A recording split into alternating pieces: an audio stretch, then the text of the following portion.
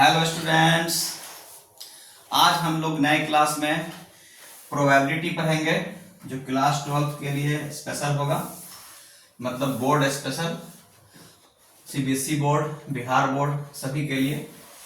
तो चलिए हम आज प्रोबेबिलिटी का क्लास करते हैं। Probability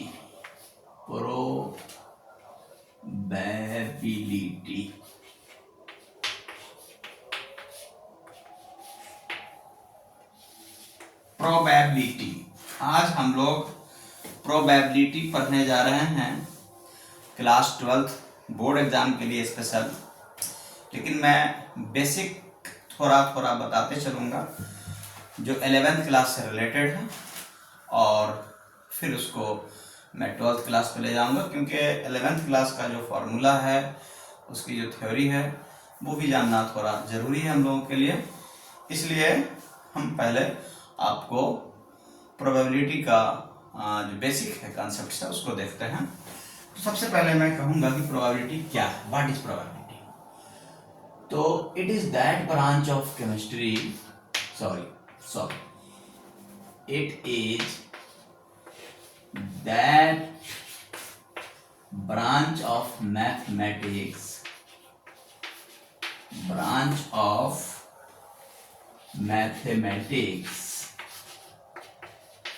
it is that branch of mathematics in which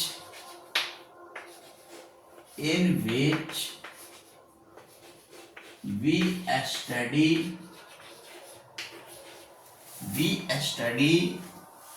about the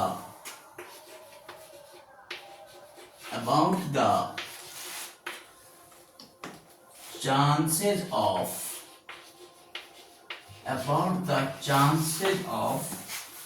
occurrence of an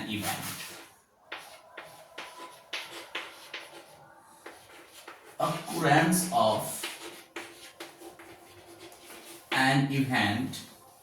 Numerically.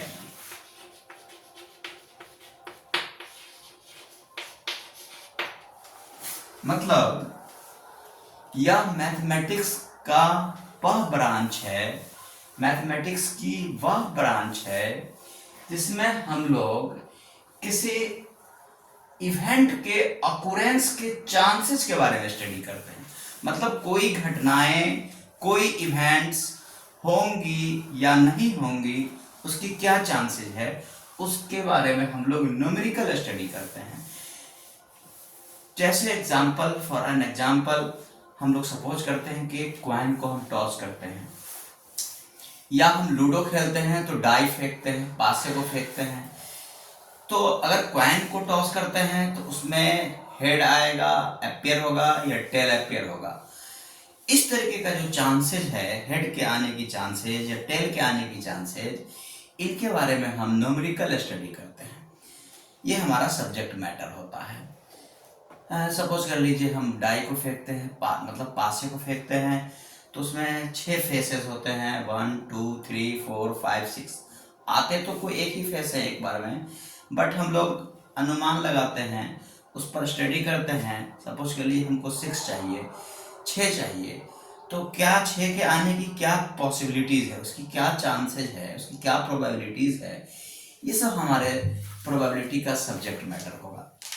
तो ज़्यादा डिटेल्स, बहुत बेसिक तो मैं नहीं लूँगा, अप्रॉक्स थोड़ा थोड़ा लेना है। तो चलिए हम इस पर, ये हमने डेफिनेशन दे दिया है, बट ये है कि डेफिनेशन पर ज़्यादा डिस्कस नहीं करना है। हम लोग चल रहे हैं, अगला टॉपिक जो हमारा है, अगला पॉइंट जो हमारा है वो है आपको क्या कहते हैं कि कोई आउटकम्स है। सपोज करिए जैसे हमने क्या कहा कि टॉस किया, क्वाइन को टॉस किया।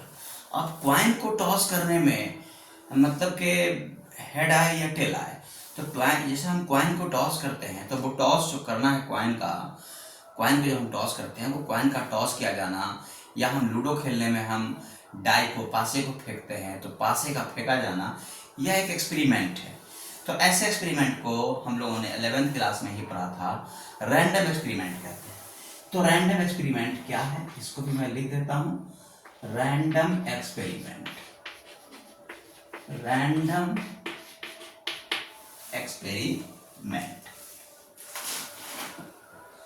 Random experiment. What is random experiment? An experiment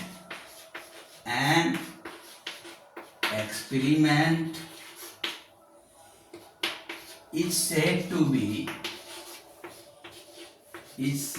be random experiment. Random experiment.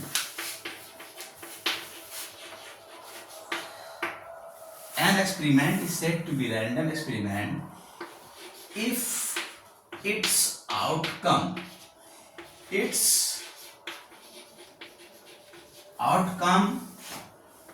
can't be, that means cannot be predicted,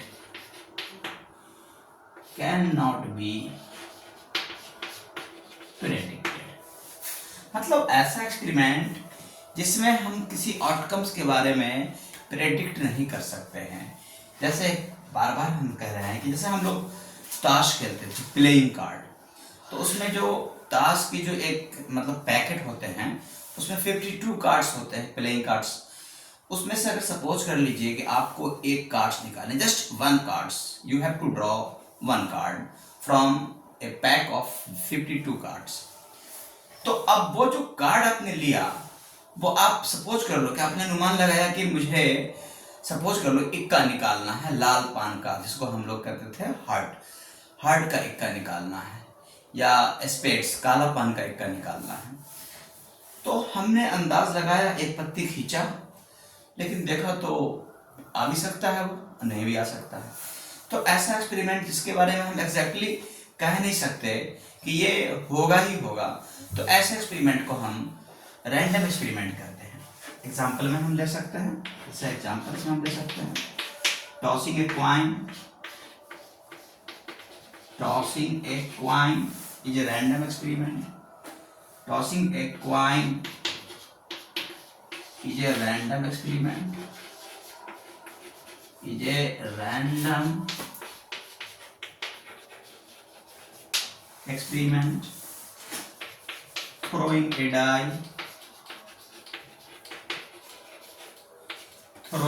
die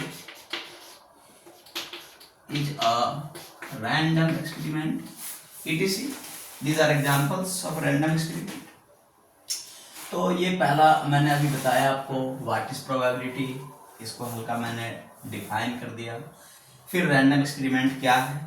अब हम अगला बताने जा रहे हैं आपको, पहले इसको आप लोग नोट कर लीजिए, तो इसको मैं इरेज करके मैं बताऊंगा। तो मैं अगला बताने जा रहा हूँ, प्रोबेबिलिटी स्पेस या सैंपल स्पेस क्या है। चलिए अब हम लोग देखते हैं अगला बेसिक टॉपिक हमारा, प्रोबेबिलिटी स्पेस। प्रोबेबिलिटी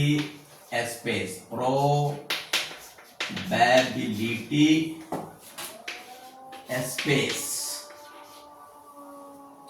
और सैंपल स्पेस।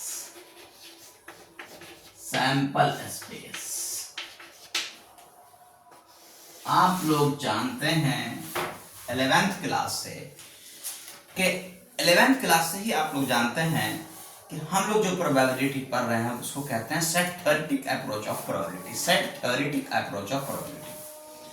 तो चलिए प्रोबेबिलिटी स्पेस या सैंपल स्पेस क्या है, तो इसको हम लोग ऐसे डिफाइन करते हैं, the set of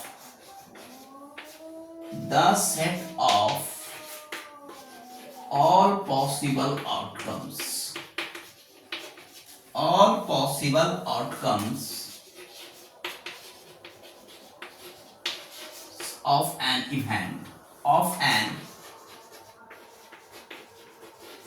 event is called sample space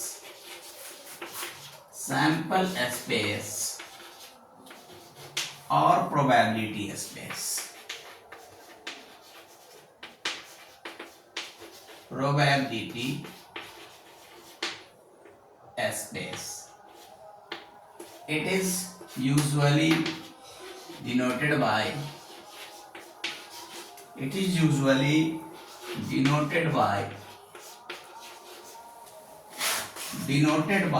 S और ओम।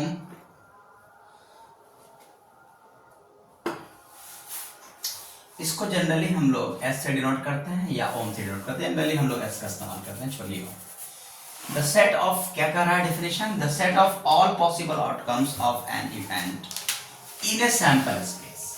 द सेट ऑफ, या सॉरी सैंपल स्पेस में पढ़ रहे हैं, the set of all possible outcomes of an event, the set of all possible outcomes, the set of all possible outcomes is called sample space और probability space of events. यहां पर N हटा देता है। Set of all possible outcomes of events is called sample space or probability space. Example,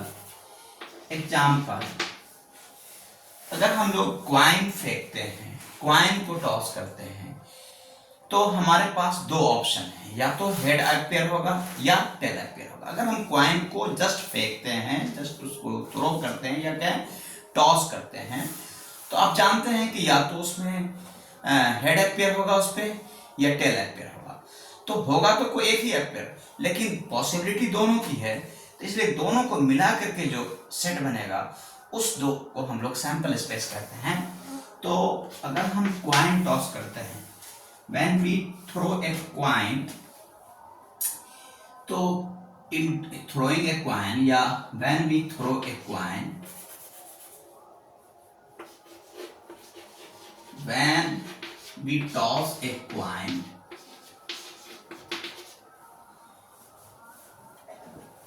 then S is equal to क्या होगा, head. देखिए आप जानते हैं कि दोनों में से कोई एक ही होगा, या तो हेड होगा या टेल होगा, दोनों तो एक साथ हो नहीं सकता, लेकिन दोनों के पॉसिबिलिटीज हैं, तो उन दोनों को मिलाकर के जो सेट बनेगा, इस सेट को हम सैंपल स्पेस कहते हैं। एस से या ओम से डिनोट करते हैं। यहाँ पर हम लिख सकते हैं एस और ओम। दूसरा, जैसे अगर हम डाई फेंकते हैं, तो एस बराबर क्या हो सकता है, 1 2 3 4 5 6। हमारे पास सबको मालूम है हम लोगों को कि इन 6 फेस होते हैं डाई पे, तो इस 6 फेस में से एक बार में सारे फेस नहीं आएंगे, कोई एक ही फेस आएंगे, या तो 1 आवे या 2 आवे या 3 या 4 या 5 या 6, बट ऑल पॉसिबिलिटीज को हम लोग कहते हैं सैंपल स्पेस। तो ये आपको प्रोबेबिलिटी स्पेस या सैंपल स्पेस है। इवेंट वगैरह क्या है, इवेंट क्या है, ये सब तो आप जानते ही हैं। अब हम एक बता देते हैं आपको, एक इवेंट है, टाइप्स ऑफ इवेंट में आप पढ़े, आपको जरूरत होगी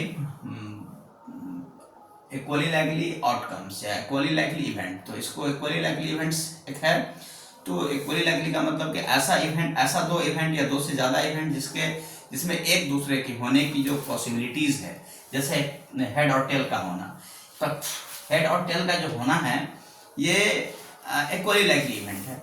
यहाँ पे या तो हेड होगा या टेल होगा, ये हम लोग जानते हैं, लेकिन हेड के होने की पॉसिबिलिटीज टेल से न ज्यादा है न कम है, वैसे ही टेल के होने की पॉसिबिलिटीज या प्रोबेबिलिटीज का ये हेड से न अधिक है, न ज्यादा है और न कम है। तो ऐसे दो इवेंट्स को इक्वली लाइकली इवेंट्स कहते हैं।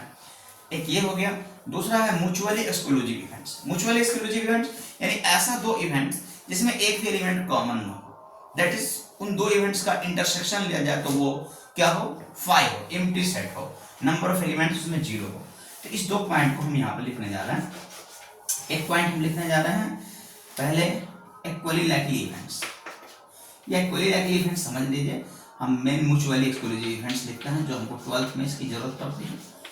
Mutually exclusive events, mutually exclusive events, mutually exclusive events.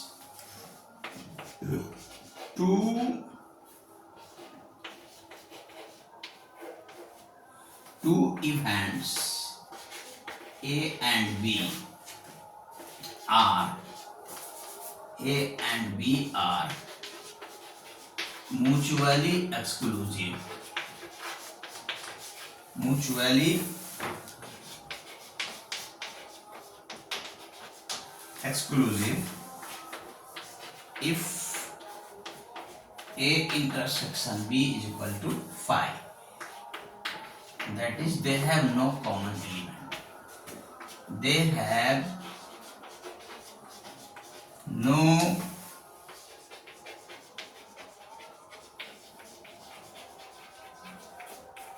common elements, mutually exclusive events, two events, यहाँ पर हमने टू ही इवेंट लिखा, दो से ज्यादा भी हो सकता है। तो ऐसा दो इवेंट्स जैसे मान लो ए एंड बी, ये दोनों म्यूचुअली एक्सक्लूसिव कहलाएगा अगर ए इंटरसेक्शन बी फाई हो, मतलब इन दोनों के पास कोई कॉमन एलिमेंट्स ना हो। तो चलिए इसको नोट कर लीजिए आप लोग, हम फिर आगे कुछ और पॉइंट्स लिखाते हैं। चलिए अब 11th से कुछ थ्योरम है, हम लोग कुछ फार्मूला पढ़े थे 11th में और 10th में भी पढ़े थे। एक पढ़े थे पी ए यूनियन बी, मतलब ए और बी दो इवेंट्स है, इन दोनों में से किसी कम से कम किसी एक के होने की प्रोबेबिलिटी, आइदर ए और बी और at least one of them, A and B, यानी ए के होने की प्रोबेबिलिटी या बी के होने की प्रोबेबिलिटी या दोनों के होने की प्रोबेबिलिटी, दोनों में से कम किसी एक के होने की probability P A union B से डिनोट किया जाता है। पी ए यूनियन बी बराबर हम लोग पढ़े थे पी ए मतलब probability of event A plus probability of event B minus P A intersection B. ये एक थ्योरम पढ़े थे हम लोग 11th क्लास में, ये प्योरली 11th क्लास का थ्योरम है। बट यहाँ पे एक चीज और मैं यहाँ पे आपको लिख देता हूँ, जो 10th में ही हम लोग पढ़े थे कि probability of an event E is equal to number of, देखो तो इधर दिख रहा number of elements in set E by number of elements in sample space S. ये एक फॉर्मूला हम लोग 10th में ही पढ़े थे। और इसी के साथ साथ एक और था, probability of event A plus probability of not getting event A, probability of getting event A मतलब इवेंट ए के होने की probability plus P A dash मतलब probability of not getting event A is equal to 1 होता है। ये हम लोग भी 11th क्लास में ही पढ़े थे। यहां से पी ए निकाल सकते हैं 1 माइनस पी ए डैश, और पी ए डैश भी निकाल सकते हैं। पी ए डैश का मतलब ए के न होने की प्रोबेबिलिटी, पी ए का मतलब ए के होने की प्रोबेबिलिटी। तो P A dash is equal to 1 minus P A, इसको भी नोट कर लेना है आप लोगों को, इसको भी नोट कर लेना है। P A plus P A dash is equal to 1। P A dash देखिए दिख रहा है ठीक से, P A dash, P A plus P A dash is equal to 1, P A is equal to 1 minus P A dash. अगर P A dash मालूम है तो पी ए ऐसे निकालेंगे। अब पी ए डैश मतलब पी ए के न होने की probability is equal to 1 minus P A. एक ये फॉर्मूला है, और एक ये है जिसमें आपको यहां पर एक कंडीशन लगाते हैं कि if A and B are mutually exclusive, mutually मतलब मुझवाली, तो mutually exclusive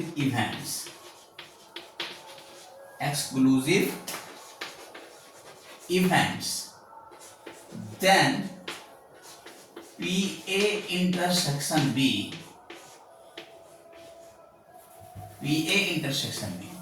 is equal to हो जाएगा 0। पी ए इंटरसेक्शन बी क्या हो जाएगा 0, क्योंकि ए इंटरसेक्शन बी में कोई एलिमेंट नहीं होगा जब ये म्यूचुअली एक्सक्लूसिव होगा। तो पी ए इंटरसेक्शन बी ये 0 हो जाएगा, तो बचेगा क्या P A plus P B. तो पी ए यूनियन बी बराबर हो जाएगा P A plus P B, P A plus P. अब देखो 3 इवेंट्स के लिए भी यह हो सकता है और कई इवेंट्स के लिए भी हो सकता है। अब यहां पर हम एक चीज और आपको बता दें कि अगर P A union B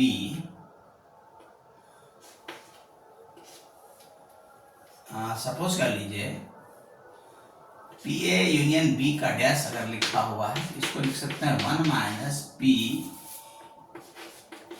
A intersection B, ये लिख सकते हैं।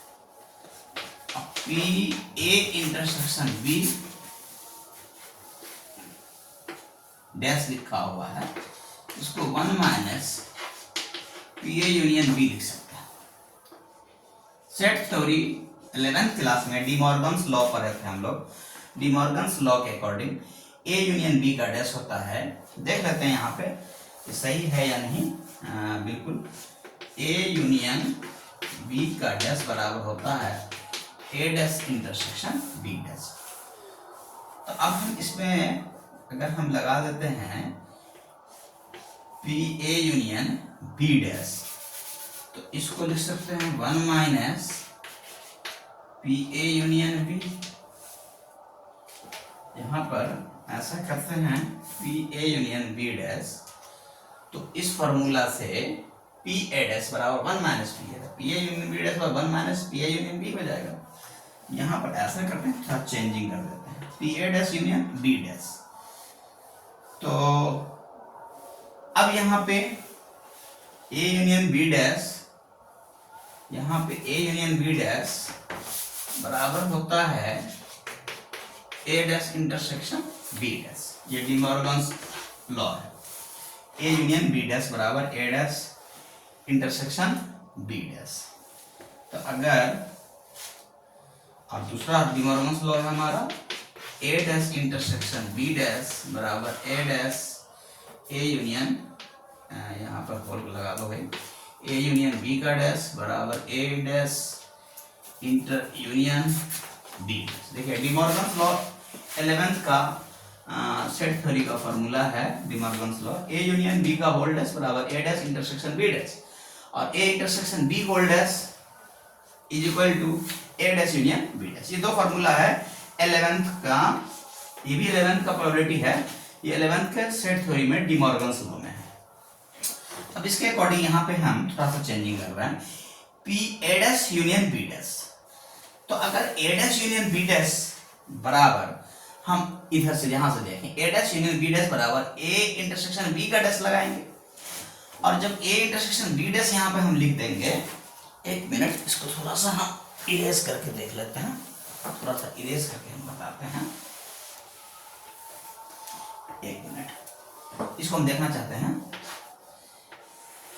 ऐसा हम लिख सकते हैं, चूंकि पी ए, इसको नीचे लिख रहे हैं, P A dash union B dash को लिखते हैं ए इंटरसेक्शन बी का डैश, और हमने अभी पढ़ा था P A dash 1 minus P A, तो समझो ये ए हो गया, तो P A dash is equal to हो जाएगा 1 माइनस पी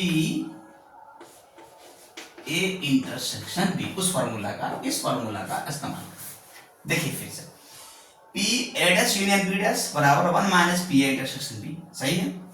सिमिलरली हम दूसरा फॉर्मूला लिख रहे हैं, अगर डैश यूनियन की जगह पर इंटरसेक्शन होगा, P dash intersection B dash, तो इसको 1 minus P A union B लिख सकते हैं।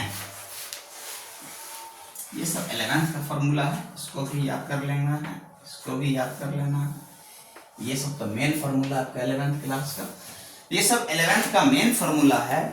इसकी ज़रूरत हमको 12th में प्रॉब्लम में बहुत ज़्यादा इस्तेमाल मिलता है, देखने को मिलता है, इसलिए आप लोग इसको अच्छे से याद कर लीजिएगा। जिस इसमें हम टिक लगाए हुए हैं, ये है, और ये तो है ही, ये तो मेन फार्मूला आपका। ये सारे फार्मूलाज जो हैं आपको 11th क्लास के हैं, और ये 12th में प्रॉब्लम सॉल्व करने में बहुत ज़्यादा इस्तेमाल होते हैं। इसलिए मेरी राय आप लोगों से है कि इनको अच्छे से आप लोग याद कर लें। चलिए ठीक है, अब हम 12th पर चलेंगे। तो 12th क्लास का अब हम डायरेक्ट फार्मूला देखेंगे, थ्योरी देखेंगे। तो चलिए इसको जब तक हम इरेज करते हैं। चलिए तो अब हम लोग देखते हैं 12th क्लास पे, फार्मूला पे हम आते हैं, formula related to 12th class. तो यहाँ पे हमारा जो सबसे पहला जो एक्सरसाइज है, चैप्टर है, वो है कंडीशनल प्रोबेबिलिटी। कंडीशनल, देखिए फुल्ली हम point examination point of view से हम पढ़ा रहे हैं। 12th बोर्ड के स्पेशल 12th बोर्ड को, चाहे वो सीबीएसई बोर्ड हो या बिहार बोर्ड हो या अदर कोई स्टेट बोर्ड हो, उनको मैं ध्यान में रखते हुए स्पेशली मैं ये लेक्चर तैयार कर रहा हूँ। अच्छे से देखना है इसको। कंडीशनल प्रोबेबिलिटी, हमारा जो 12th का सिलेबस यहां से स्टार्ट होता है। कंडीशनल प्रोबेबिलिटी, यहां से स्पेशल 12th क्लास स्टार्ट होता है। सपोज कर लीजिए हमारा जो कंडीशनल प्रोबेबिलिटी वो ये है कि मान लो कि ए और बी कोई दो इवेंट है किसी सैंपल स्पेस एस में। Let A and B are any two events, let A and B are any two events,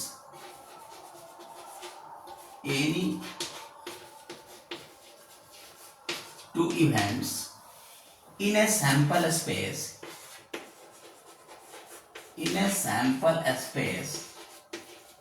S, then probability of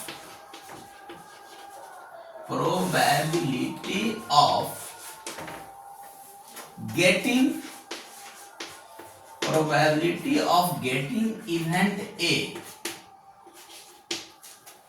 when event B has already occurred,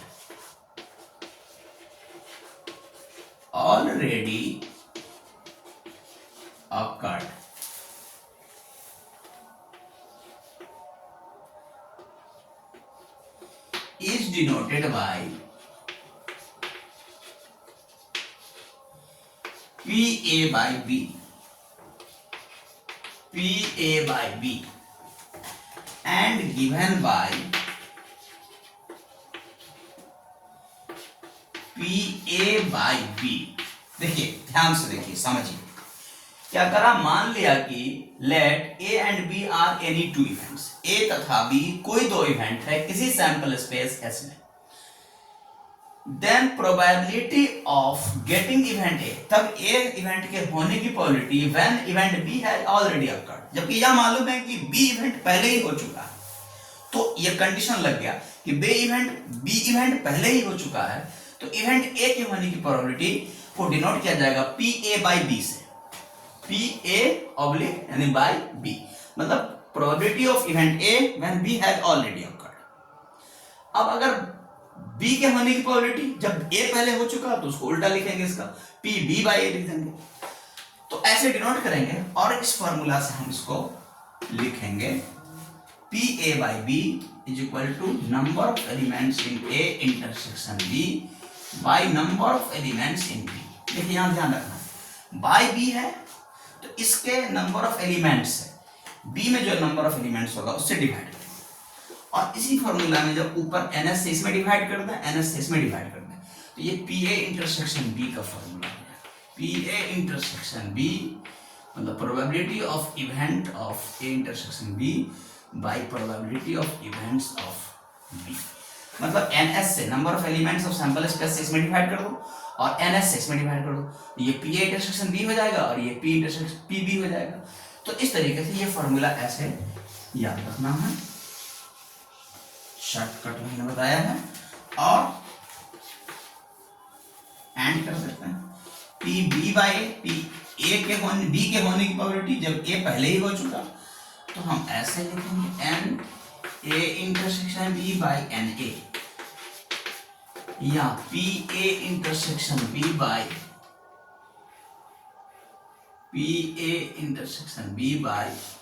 P A. चलिए तो ये formula पहला exercise NCERT से exercise number 13.1 को solve करने के लिए एक ही, ये दो ही फॉर्मूला, दोनों एक ही है, ये फॉर्मूला काफी है, इनफ है। ऐसे इसकी कुछ प्रॉपर्टीज है एनसीईआरटी बुक में कंडीशनल प्रोबेबिलिटी की, वो भी हम कल लिख देंगे अगले क्लास में। अभी इतने पर मैं ब्रेक कर रहा हूँ, क्योंकि प्रॉब्लम सॉल्व करने में यही 2 फार्मूला हमें चाहिए, इससे ज़्यादा की ज़रूरत नहीं है, क्योंकि हम एग्जामिनेशन पॉइंट ऑफ व्यू से पढ़ने जा रहे हैं, इसलिए और जो कुछ प्रॉपर्टीज है कल वाले लेक्चर में मैं आपको लिखा दूंगा, और फिर मैं कल प्रॉब्लम सॉल्व करूंगा 13.1 एनसीईआरटी से। चलिए तब तक के लिए इतना ही, ठीक है।